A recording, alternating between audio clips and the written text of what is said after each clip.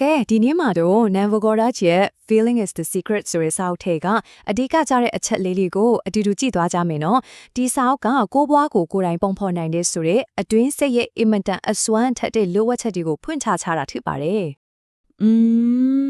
်တခါလီကြရလေမနက်မိုးလင်းကနေညမိုးချုပ်အဖြစ်တေလို့မတက်အလွတ်တလုံးနေရတာနဲ့ဘာမှဖြစ်မလာတယ်လို့နေရာဟောင်းမှာပဲဝဲလက်နေတယ်လို့မျိုးရောခံစားရဘူးလေကျွန်တော်တို့အများစုကတော့စူးစမ်းရင်အောင်မြင်မယ်စူးစမ်းမှုကအထီးကပဲလို့ထင်ကြတာပေါ့ဒါပေမဲ့တကယ်လို့အဲ့ဒါကအဖီမဟုတ်ခင်ရောဗျာအခုအဲ့ဒီပေါ်မှာအမြင်တစ်ခုကိုအတူတူကြည့်ကြရအောင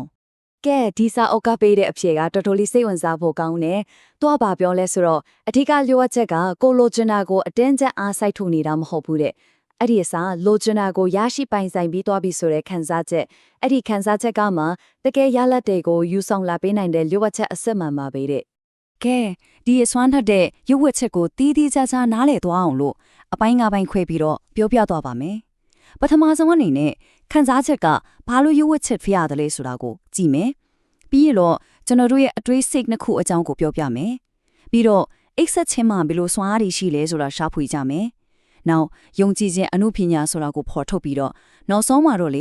ဒါတွေအားလုံးကိုလက်တွေ့ဘဝမှာဘယ်လိုသုံးမလဲဆိုတဲ့ practice လေးတွေကိုလေ့လာသွားကြမှာပါ။ကဲဒါဆိုရင်နော်ပထမဆုံးအပိုင်းကိုဆက်လိုက်ကြရအောင်။ဒီအကြောင်းအရာတစ်ခုလုံးရဲ့အဓိကအချက်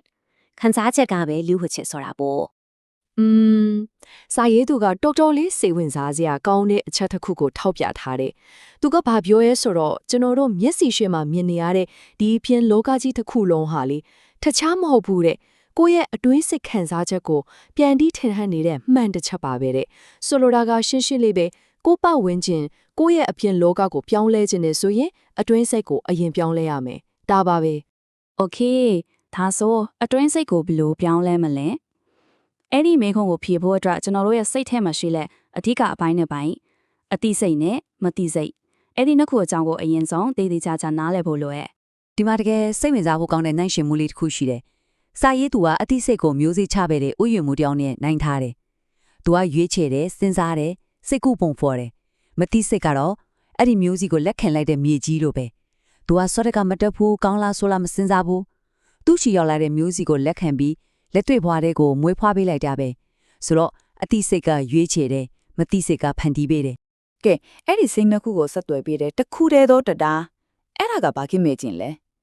ဲဟုတ်ပါတယ်အဲ့ဒါကတော့ခံစားချက်ပဲဘာလို့လဲဆိုတော့လေမတိစိတ်ကကျွန်တော်တို့ရဲ့ကြိုးကြောင်းဆင်ခြင်မှုတွေစကားလုံးတွေကိုနားမလည်ဘူးသူနားမလည်တဲ့တခုတည်းသောဘာသာစကားသူတုံ့ပြန်တဲ့တခုတည်းသောအရာကခံစားချက်ပဲဒီနေရာမှာတကယ်ကိုတတိထားရမယ့်အချက်တစ်ခုရှိတယ်အဲ့ဒါက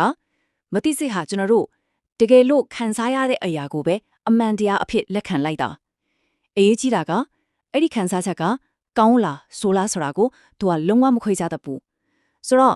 ့သူကစိုးရင်ပူပန်မှုကိုအမြဲတမ်းခံစားနေမယ်ဆိုရင်ဘာဖြစ်မလဲမတိစိတ်ကအဲ့ဒီစိုးရင်စရာတွေကိုပဲအော်ဒါကအမှန်တရားပဲဆိုပြီးလက်တွေ့ပွားတဲ့ကိုပို့ပြီးတော့ဆွဲဆောင်လာပြီးတော့မှာပဲโอเคအခုဆိုရင်အတိစိတ်နဲ့မတိစိတ်ကြားကဆက်သွယ်မှုကိုနားလည်သွားတော့ပြီနော်ကဲဒါဆိုရင်အဲ့ဒီအစွမ်းထက်တဲ့မတိစိတ်စီကိုဝင်ရောက်ဖို့အကောင်းဆုံးတစ်ခါပေါ့တစ်ခုအကြောင်းကိုဆက်ပြီးပြောပြမယ်အဲ့ဒါကတော့အိတ်ဆက်ခြင်းပါပဲစဉ်းစားကြည့်လေကျွန်တော်တို့ဟာကိုယ့်ဘဝရဲ့သုံးပုံတစ်ပုံလောက်ကိုအိတ်ဆက်ခြင်းနဲ့ကုံဆုံးကြတာဒါအချိန်များကြီးပဲနော်ဒါပေမဲ့အဲ့ဒီအချိန်ကတာမန်အနာယူခြင်းတက်မဟုတ်ဘူးတကယ်တမ်းကျတော့ကိုယ့်ဘဝကိုပုံဖော်ဖို့အတွက်အင်မတန်အရေးကြီးတဲ့အချိန်တစ်ခုဖြစ်နေတာဘာလို့လဲဆိုတော့အိတ်ဆက်ခြင်းဆိုတာမတိစိတ်ရဲ့တကားတွေအလုံးပွင့်နေတဲ့အချိန်မို့လို့ပဲအတိစိတ်ကအနားယူသွားပြီးသူကဝင်မဆွဲဖက်တော့ဘူးအဲ့ဒီအချိန်မှာမတိစိတ်ကဒီနေ့တာရဲ့နောက်ဆုံးခံစားချက်တွေကိုစိုးယူလက်ခံဖို့အပြည့်အဝအသင့်ဖြစ်နေတာအခုကိုခဏလောက်ပြန်မေးကြည့်အောင်ဒီလောက်အရေးကြီးရဲ့အိတ်ဆက်ခြင်းမတိုင်ခင်မှာဘယ်လိုခံစားချက်မျိုးနဲ့အရာဝင်လေးရှိလဲ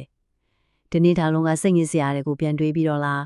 းဒါမှမဟုတ်ငွေရေးကြီးပူပန်မှုတွေနဲ့လားဒါမှမဟုတ်ဖုန်းလီထုံးရင် social media ပေါ်ကသူများတွေရဲ့ဘဝကိုကြည့်ပြီးအားငယ်တဲ့စိတ်တွေနဲ့အိပ်ပျော်သွားတာမျိုးလားဒီစာအုပ်ကပေးတဲ့အဓိကအကြံပေးချက်ကအရင်ရှင်းငယ်စိတ်သက်ကြတဲ့ခံစားချက်ငါမှဒါတွေမရှိသေးပါလားဆိုရချိုးတဲ့မှုခံစားချက်တွေနဲ့အဲ့ရထဲကိုဘတော်မှမဝင်ပါနဲ့တဲ့အဲ့ဒီအစားကိုလိုချင်တဲ့အရာကိုရရှိပိုင်ဆိုင်ပေးသွားပြီဆိုရင်ကျင့်တဲ့ပျော်ရွှင်တဲ့ခံစားချက်ထဲမှာနေမြော်ပြီးမှအိပ်ပျော်သွားလိုက်ပါတယ်တဲ့ကဲအခုကျွန်တော်တို့ဆူတောင်းခြင်းဒါမှမဟုတ်ယုံကြည်ခြင်းဆိုတဲ့ပုံမှာအများစုထင်ထားတာနဲ့လုံမကိုကွဲပြားနေတဲ့အတိတ်ဘက်တစ်ခုကိုလေ့လာကြည့်ကြရအောင် ပုံမှန်အားဖြင့်ဆူတောင်းနေဆိုတာကိုမှမရှိသေးတဲ့အရာတစ်ခုကိုတောင်းရန်တာတောင်းခံတာလို့မြင်ကြတယ်ဟုတ်ဒါပေမဲ့ဒီစာအုပ်ရဲ့အမြင်ကတော့လုံးဝပြောင်းပြန်ပဲဆူတောင်းခြင်းဆိုတာကိုလိုချင်တာကိုရရှိပြီလို့လက်ခံလိုက်တာအဲ့လိုခံစားလိုက်တာပဲတဲ့ပြောရရင်လိုချင်တယ်ဆိုတဲ့စိတ်ကနေငါပိုင်ဆိုင်ပြီဆိုတဲ့စိတ်ကိုပြောင်းလဲလိုက်တာပဲ ဘာလို့လဲဆိုတော့အတင်းကျပ်အားစိုက်ထုတ်တာတို့ရုန်းကန်တာတို့ကငါမှမရှိသေးလို့ပါငါမှမရသေးလို့ပါဆိုတဲ့ signal ကိုမတိစိတ်စီတောက်လျှောက်ပို့လွှတ်နေတာနဲ့အတူတူပဲအဲ့တော့ဘာဖြစ်လဲစိုက်ကျင်ပဲရက်လက်တွေပဲထွက်လာရောအဲ့ဒီစာစိတ်ကို relax ထားတက်တောင့်တက်တာထားပြီးတော့အောင်မြင်ပြီးမြောက်သွားပြီဆိုတဲ့ခံစားချက်လေးတည်းမှာပဲနစ်မျောနေဖို့ကအရေးကြီးဆုံးပဲ အခုခေတ်ပြောခဲ့တဲ့အချက်တွေအားလုံးကိုပေါင်းကြည့်ရောနေ့စဉ်ဘဝမှာလက်တွေ့ကျင့်သုံးလို့ရမယ့်ရိုးရှင်းတဲ့အစဉ်၃ဆင့်ကိုကြည့်လိုက်ကြအောင်နံပါတ်1နေ့စဉ်ဘဝမှာကိုအပြစ်တင်တဲ့အတွေးတွေအောင်းငယ်တဲ့အတွေးတွေဝင်လာပြီဆိုတာနဲ့ချက်ချင်းရပ်ပစ်လိုက်ပါ stop လို့ကိုပြောပြီးရင်ငါလုံနိုင်တယ်ငါနဲ့ထိုက်တန်တယ်ဆိုတဲ့ခံစားချက်နဲ့ချက်ချင်းအစားထိုးပစ်လိုက်ပါနံပါတ်2ညအိမ်ရမဝင်ခင်အနည်းဆုံး9မိနစ်အလိုမှာဖုန်းကိုပေးချထားလိုက်ပါတကယ်အရေးကြီးတယ်ပြီးရင်မျက်စိမိတ်ပြီးကိုဖြစ်ချင်တဲ့အရာတကယ်ဖြစ်လာရင်ဘယ်လိုမျိုးခံစားရမလဲအဲ့ဒီခံစားချက်ကိုအသေးစိတ်ကအစားခံစားကြည့်ပါအဲ့ဒီပျော်ရွှင်ခြင်းနဲ့မှုထဲမှာပဲနစ်မျောနေလိုက်နောက်ဆုံးနံပါတ်3ဆူတောင်းတဲ့အခါစိုးရင်တကြီးနဲ့တောင်းဆိုမယ့်အစားအေးစိတ်တည်ငြိမ်စွာနဲ့အရာအလုံးကိုရရှိပြီးသားချစ်တဲ့ခံစားချက်နဲ့လက်ခံလိုက်ပြီးရင်ကြိုတင်ပြီးကျေးဇူးတင်တဲ့စိတ်ကိုမွေးမြူပါအဆုံးသတ်အနေနဲ့ပြောရင်ဒီနေ့လေးလာခဲ့ထင်များရဲ့အနှစ်ချုပ်ကအရန်ရှင်းပါတယ်ဒီကမ္ဘာလောကကြီးဆိုတာတခြားမဟုတ်ဘူးကို့အတွင်းစိတ်ခံစားချက်ရဲ့မန်တစ်ချက်သက်ပဲအဲ့ဒီတော့ကိုယ့်ရဲ့ကဘာကိုကိုယ့်ရဲ့ဘဝကိုပြောင်းလဲခြင်းရင်အရင်ဆုံးပြောင်းလဲရမှာကပါလေဟုတ်ပါတယ်ကိုယ့်ရဲ့ခံစားချက်ကိုပဲအဲ့လာကိုသာပြောင်းလဲနိုင်မယ်ဆိုရင်ကိုယ့်ရဲ့ကံကြမ္မာဟာလည်းအလိုလိုလိုက်ပြီးပြောင်းလဲသွားမှာအသေးချပါပဲ Thank you for watching.